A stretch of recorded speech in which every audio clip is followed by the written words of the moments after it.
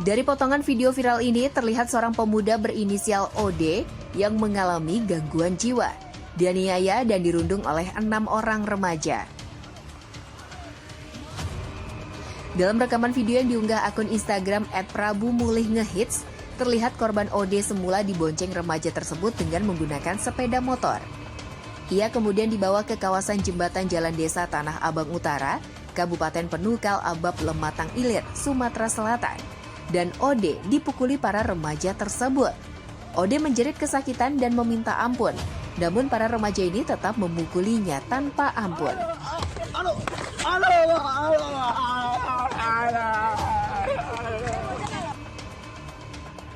Akibat viralnya video tersebut, ke-6 remaja tersebut kini telah diamankan untuk menjalani pemeriksaan.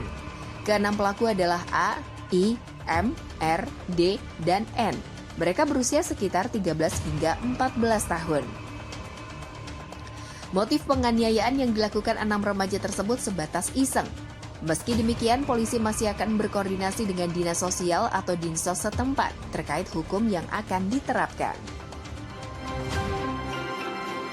Assalamualaikum pemirsa, apa kabar Anda? Semoga sehat selalu ya. Sebelum kita memulai aktivitas hari ini, ada baiknya kita update dulu seputar informasi menarik agar pagi Anda lebih berisi. Bersama saya, Aziz Aryat, inilah Cakrawala selengkapnya.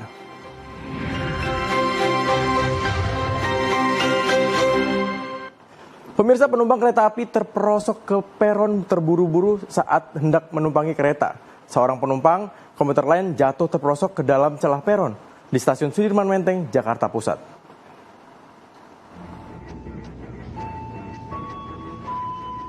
Penumpang yang tengah menunggu komuter lain di Stasiun Sudirman, Jakarta panik saat mengetahui ada seorang wanita yang jatuh terperosok ke bawah peron. Wanita itu terjatuh saat akan menaiki kereta. Bukannya masuk gerbong kereta, ia malah terjatuh di celah antara pijakan peron dengan pintu kereta. Petugas keamanan stasiun yang bertugas segera memberikan instruksi kepada wanita itu untuk merapatkan tubuh di ceruk yang ada di bawah peron agar tidak terlindas kereta. Tak lama setelah kereta komuter lain berangkat, wanita malang ini pun segera diselamatkan dan dibawa ke pos kesehatan yang ada di stasiun. Peristiwa ini terjadi pada Rabu pagi di Stasiun Sudirman, saat wanita tersebut hendak naik kereta komuter lain dari Stasiun Sudirman menuju Stasiun Tanah Abang. Untuk pengguna yang masuk ya terperosok di antara celah peron di Stasiun Sudirman itu ya kami sampaikan betul terjadi pada kemarin ya Rabu tanggal 15 itu sekitar pukul 10.55. Jadi seperti apa kejadiannya? Jadi pengguna tersebut terburu-buru, akhirnya ketika naik kereta hilang keseimbangan. Itu sih akhirnya nyeblos. Kalau kejadian seperti itu kami akan petugas kami memang standby di peron ya. Pihak KCI mengimbau kepada para pengguna KRL agar selalu waspada saat hendak menaiki kereta agar peristiwa serupa tidak terulang. Pemirsa, warga yang terluka akibat hempasan angin helikopter yang ditumpangi Presiden Joko Widodo saat melakukan kunjungan kerja di Kabupaten Muna, Sulawesi Tenggara sudah berangsur membaik.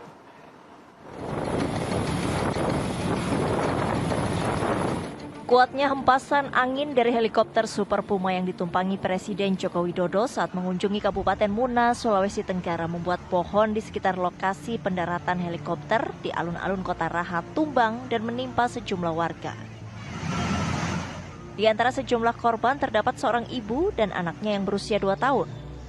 Korban yang terluka segera dibawa ke Rumah Sakit Dr. Laode Baharudin untuk mendapatkan perawatan. Menurut PLT Bupati Muna Bahrun Labuta, segala biaya pengobatan dan biaya lain para korban selama perawatan di rumah sakit ditanggung oleh pemerintah daerah. Nanti Pemda yang kata, orang saya bilang salah nanti kita lagi, ya sedikit adalah nanti ya Pak. Silaturahim dari Pemda, udah silaturahim jelek, kita silaturahim. Tadi dari Bandung itu saya biaya. Simpulannya untuk pembiayaan semua korban ini dibiayai Pemda biayai. Saat ini kondisi korban telah membaik dan telah diperkenankan pulang ke rumah dan menjalani rawat jalan. Menurut salah seorang korban yang terluka kepalanya, Tria Wulandari, ia, anaknya dan keponakannya terluka dalam insiden tersebut. tertimpa? Yang tertimpa itu, yang waktu saya di sana itu ada 8 orang. Cuman pada saat saya datang itu saya sama keluarga saya itu semua kena, termasuk kemenakan saya itu luka di sini, di pelipisnya itu dia luka. Sama anak saya juga dia bagian kaki yang kena dan trauma. Korban pun menyampaikan pihak Sekretariat Kepresidenan RI juga telah mengunjunginya dan memberikan santunan sebesar 10 juta rupiah dan paket sembako. Sementara pemirsa, jumlah korban meninggal akibat bencana banjir bandang dan lahar dingin Gunung Merapi terus bertambah. Hari kelima pasca bencana, ada 59 korban meninggal dunia dan 16 orang lainnya masih dalam proses pencarian. Pencarian korban bencana banjir bandang dan lahar dingin Gunung Merapi yang terjadi pada 11 Mei lalu masih terus berlangsung. Pasca kejadian 5 hari lalu, Badan SAR Nasional Padang merilis data terbaru terkait jumlah korban tewas bencana banjir bandang dan lahar dingin Gunung Merapi. Tim SAR gabungan kembali menemukan 3 jenazah sehingga jumlah korban tewas bertambah menjadi 59 orang dan 16 orang lainnya masih dalam pencarian, yakni 1 di Kabupaten Agam dan 15 lainnya di Tanah Datar. Hari ini hari ke-5 dari kejadian tanggal 11 Mei tahun 2024. Korban yang meninggal sudah 59 orang. Itu terdiri dari Kabupaten Agam, Tanah Datar, dan Padang Panjang, serta Padang. Dan untuk dalam pencarian ini 16 orang, 1 di Agam dan 15 di Tanah Datar. Sebelumnya, tim SAR gabungan yang terdiri dari Basarnas, BPBD, TNI Polri, dan relawan menyusuri sepanjang aliran Sungai Gunung Merapi di Kabupaten Tanah Datar, Agam, yang bermuara di Kabupaten Padang, Pariaman. 3 orang korban yang berhasil dievakuasi tim SAR gabungan, 1 berada di Kabupaten Agam, dan 2 ditemukan di aliran Sungai Batang Anai. Pencarian korban terkendala karena radius dari banjir ini sangatlah luas. Tak hanya itu, material lumpur serta material batu serta kayu juga tebalnya lumpur di lokasi, ditambah cuaca yang sering turun hujan mempersulit penemuan korban yang hilang. Sementara Menteri Pertahanan sekaligus Presiden terpilih Prabowo Subianto hari ini menyerahkan bantuan bencana alam bagi korban banjir bandang dan lahar dingin di Sumatera Barat.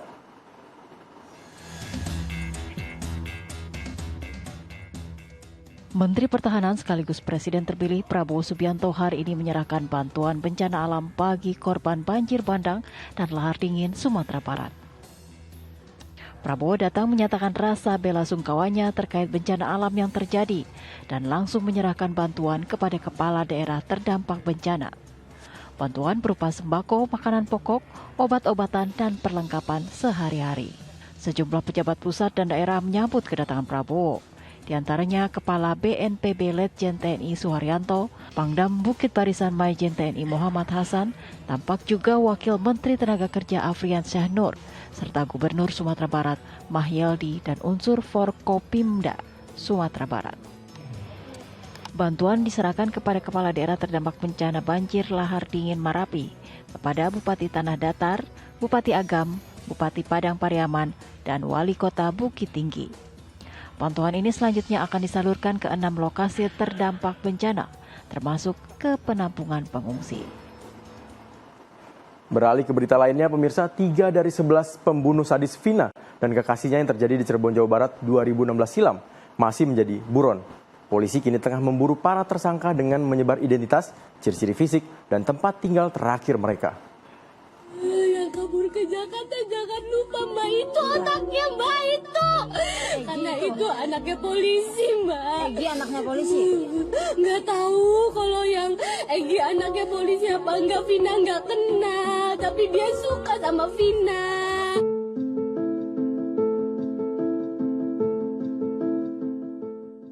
Vina dan kekasihnya Rizky Rudiana alias Eki tewas dengan kondisi sangat mengenaskan akibat dianiaya dan menjadi korban tindak asusila oleh geng motor di Cirebon, Jawa Barat pada 2016 silam. Kasus yang menimpa Vina 8 tahun lalu itu kini kembali menjadi sorotan. Dari total 11 tersangka, ternyata masih ada 3 tersangka yang dinyatakan masuk dalam daftar pencarian orang atau buron hingga kini. Polda Jawa Barat meminta agar para tersangka untuk segera menyerahkan diri sehingga proses hukum setimpal bisa mereka dapatkan. 3 tersangka yang masih DPO. Kami dari Kepolisian Polda Jawa Barat dan tentunya seluruh jajaran Kepolisian Negara Republik Indonesia dari Polri mengimbau kepada 3 tersangka yang masih DPO maupun pihak orang tuanya. Ya, kalau mengetahui terkait dengan perkembangan kasus ini, kami himbau, ya kami minta agar dapat secepatnya menyerahkan diri kepada kami sehingga kami dapat memproses sesuai dengan undang-undang yang berlaku. Identitas ketiga tersangka dengan ciri-ciri fisik dan tempat tinggal terakhir juga telah disebar pihak kepolisian. Dani,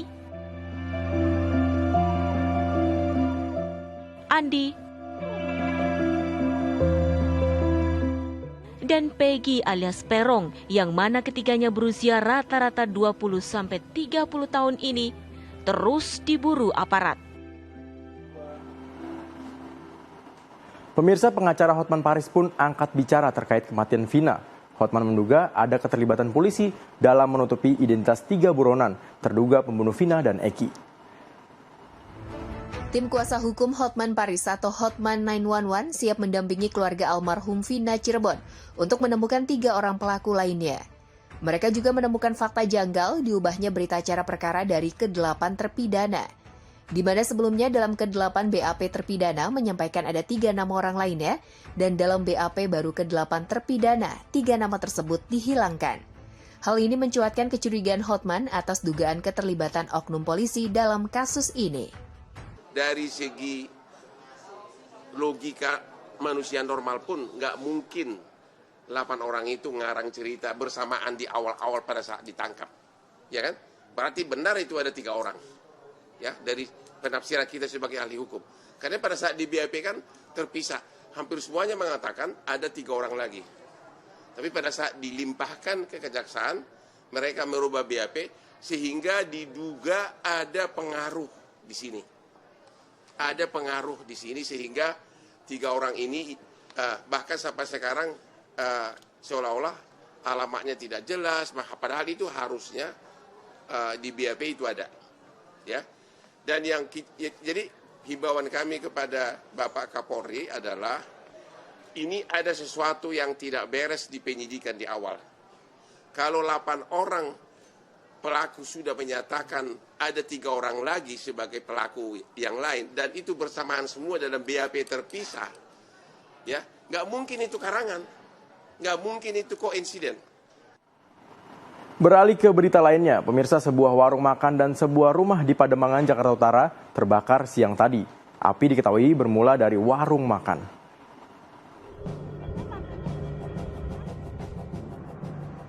Sebuah warung makan berlantai 2 dan sebuah rumah di Jalan Lodan, Pademangan hancur terbakar. Warga melihat api bermula dari warung makan yang kemudian merambat cepat ke rumah di sebelahnya. Kayaknya orang bengkel dan ngasih tahu api apa? Itu di atas. Nah, saya baru lari ke atas, api udah gede. Berarti itu bukan dari wartegnya? Dari warteg kayaknya. Oh, berarti dari bangun-bangun atasnya. Dari bangun atas. Itu kata warga ada ledakan, benar Pak? Enggak tahu, memang ada ketinggalan gas di bawah 1. Itu yang di bawah kan ketinggalan 1. Masih utuh. Lupa saking paniknya api juga tadi udah langsung gasnya.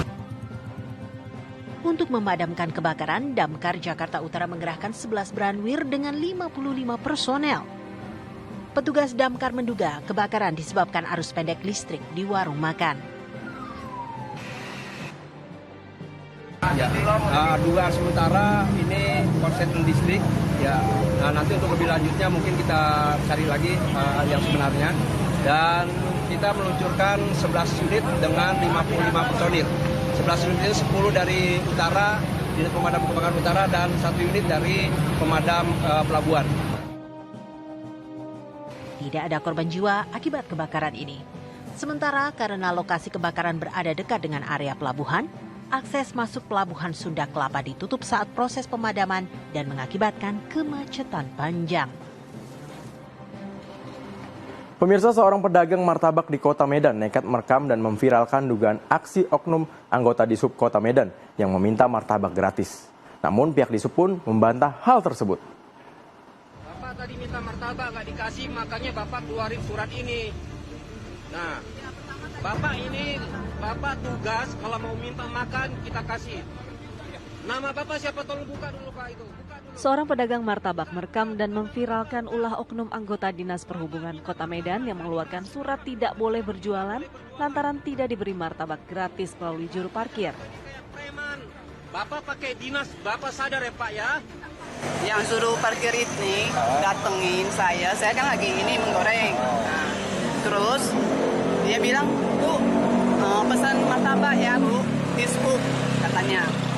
Terus saya pikir kalau udah berhubungan yang kayak gini pasti minta kayak mana lah. Makanya saya tanya lagi, beli atau minta, saya bilang gitu. Terus dia jukirnya balik lagi ke tempat orang itu. Gak lama lagi datang katanya, ini apa minta rupanya Bu katanya gitu. Pak, berarti nggak betul kalau misalnya dia minta martabak itu supaya nukar untuk tidak ditindak itu? Saya nyatakan itu tidak benar. Ya. Ya. Tapi dalam video Bang, rekamannya Bang? Hah? Dalam rekaman video itu kan ada suara tuh martabak kan? Ada bahasa seperti itu. Bukan, itu justru malah CV suara itu menyatakan ini minta martabak. Dia malah nanya, yang saya minta apa? Dia hanya menempelkan selebaran berbentuk himbauan untuk tidak parkir di atas trotoar.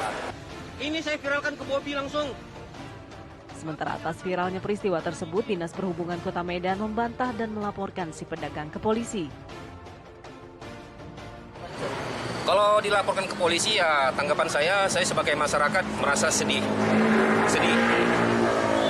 sekali memang. Tapi kalau memang udah prosedurnya berjalan begini, ya udah kita jalanin. Dan pun jika saya dipanggil oleh pihak kepolisian, saya akan memberikan keterangan yang sebenar-benarnya. Pasca kejadian itu, Siska dan suaminya tidak lagi berjualan. Selain dilarang, meteran listrik di lokasinya berjualan juga sudah dicabut pihak PLN tanpa pemberitahuan. Dari pantauan lokasi, sejak pukul 19 waktu Indonesia Barat, sejumlah petugas di Sub Kota Medan nampak memantau lapak dagangan martabak yang viral tersebut. Sementara dari berita lainnya, kecelakaan bus antar kota dengan truk Fuso terjadi di Jalan Lintas Timur Sumatera, Tulang Bawang, Lampung. Akibatnya belasan orang mengalami luka-luka. Kecelakaan diduga truk Fuso yang hendak mendahului kendaraan di depannya. Namun dari arah berlawanan melaju bus antar kota PO Puspajaya sehingga kecelakaan tak terhindarkan. Tidak ada korban jiwa dalam kecelakaan ini, namun belasan orang mengalami luka-luka. Para korban dibawa ke Rumah Sakit Mutiara Bunda untuk mendapatkan pertolongan medis. Proses evakuasi korban kecelakaan bus dan Fuso berlangsung dramatis, lantaran beberapa penumpang terjepit badan mobil yang ringsek. Akibat kecelakaan ini, arus lalu lintas dari dan menuju Bandar Lampung mengalami kemacetan. Aparat kepolisian dari unit Laka Lantas Polres Tulang Bawang, Lampung terjun ke lokasi kejadian untuk melakukan olah TKP dan mengamankan bangkai bus dan truk yang ringsek. Terobos area terlarang bandara. Selengkapnya saat lagi tetap di Cakrawala.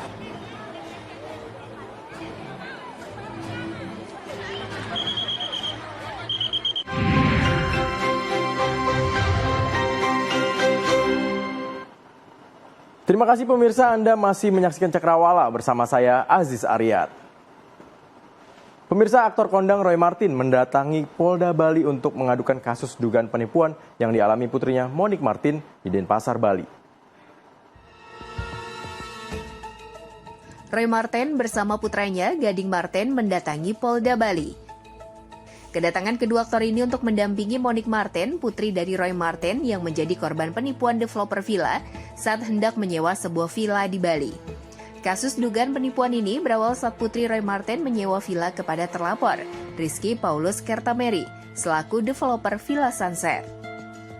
Namun setelah membayar sejumlah uang ratusan juta, bangunan villa yang dijanjikan terlapor tak kunjung rampung. Keluarga Roy Marten akhirnya mengadukan kasus ini ke Polda Bali karena putus komunikasi dengan pihak terlapor. Pemirsa, tradisi mengantar calon haji bagi masyarakat Lombok, Nusa Tenggara Barat memiliki keunikan tersendiri. Mereka nekat menerobos area terlarang bandara serta memanjat pagar. Para pengantar calon haji di Bandara Internasional Zainuddin Abdul Majid Lombok berhamburan memasuki anjungan pengantar di areal bandara. Mereka tidak mau ketinggalan momen untuk melihat sanak famili dan keluarga mereka calon haji naik ke dalam pesawat. Bahkan ada yang mencoba menerobos palang pintu serta pagar di area terlarang agar bisa melihat lebih dekat.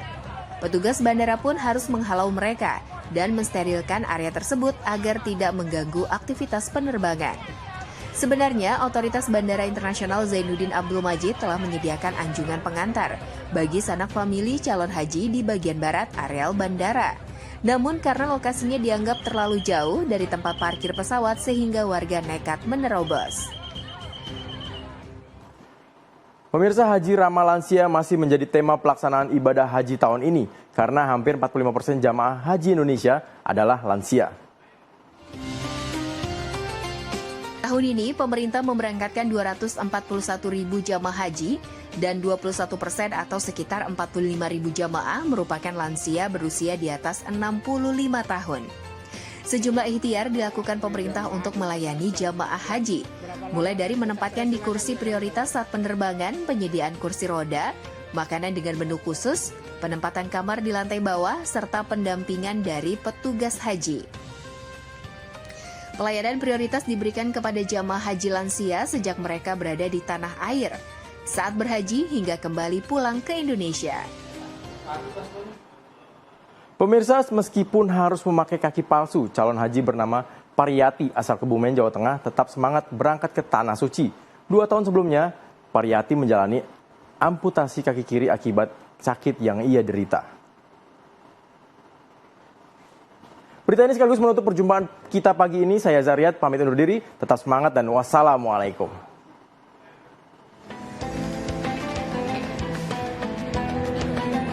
Inilah Pariyati, calon haji kloter 11 embarkasi Solo asal Kabupaten Kebumen yang tiba di Asrama Haji Donohudan, Boyolali, Jawa Tengah. Pariyati memasuki Asrama Haji Donohudan dengan didorong menggunakan kursi roda. Wanita tersebut sejak 2 tahun lalu harus memakai kaki palsu karena kaki kirinya diamputasi akibat terkena penyakit. Meskipun demikian, Pariyati tetap semangat dan berusaha untuk bisa menjalankan semua rangkaian ibadah di Tanah Suci. Bersama suaminya Bambang, ia mendaftar haji sejak 2012. Pariyati bahkan mengungkap kaki palsu yang ia pakai adalah buatan suaminya. Oh, sudah ini kan sudah 2 tahun ya, jadi saya sudah siap fisik dan mentalnya sudah saya siapkan dari awal. Itu kakinya kenapa Bu pertama? Dulu amputasi karena gulanya tinggi. Terus iya. Ganti kaki palsu. Iya. Terus bikin jalan, sendiri bapaknya yang bikin ini. Oh, yang bikin kaki sendiri bapaknya? Iya, iya betul. Jadi setiap nggak enak dibikin lagi, nggak enak dibikin lagi seperti itu. Sebelum berangkat haji, sejumlah persiapan telah dilakukan oleh Pariyati dan suaminya, termasuk menjaga kebugaran. Selanjutnya mereka berdoa agar bisa menjadi haji yang mabrur.